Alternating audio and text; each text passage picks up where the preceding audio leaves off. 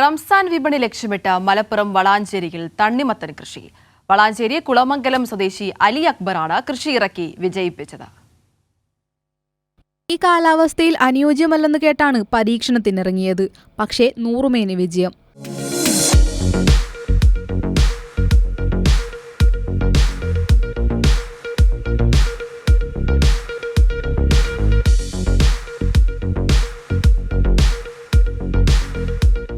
റംസാൻ വിപണിയായിരുന്നു ലക്ഷ്യം. വിളവെടുപ്പ് ഡോക്ടർ മുഹമ്മദ് അലി നിർവഹിച്ചു. ഇത് ജൈവരീതി നമ്മൾ ആദ്യം ഇതിൽ കൊടുക്കുന്ന വളം എന്ന് വെച്ചാൽ ഒന്ന് വളപ്പൊടി, ചാണകപ്പൊടിയാണ്. പിന്നെ കോഴി വളമാണ് രണ്ടാമതായിട്ട് കൊടുക്കുന്നത്. മെയിനായിട്ട് കൊടുക്കുന്നത് രാസവളങ്ങളാണ്. അപ്പോൾ ജൈവ രീതിയിൽ നമ്മളിത് എടുത്ത ഒരു കൃഷിയാണ്. പിന്നെ അതിൽ ചില പോരായ്മകൾ വന്നിട്ടുണ്ട്. അത് ഓരോരോ വർഷം നമ്മൾ ഓരോന്നിങ്ങനെ നോക്കിയിട്ടാണ് പിന്നീട് അതിങ്ങനെ കൊണ്ടുപോകുന്നത്.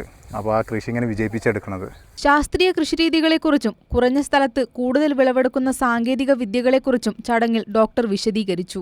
നാടൻ തണ്ണിമത്തൻ, ഇറാനി തണ്ണിമത്തൻ, ഷമാം എന്നിവയ്ക്കു പുറമെ രക്തശാലി നെല്ല്, ജർജീർ, ചൈനീസ് ക്യാബേജ് തുടങ്ങിയവയും അലി അക്ബറിന്റെ കൃഷിയിടത്തിലുണ്ട്. കൈരളി ന്യൂസ്, മലപ്പുറം.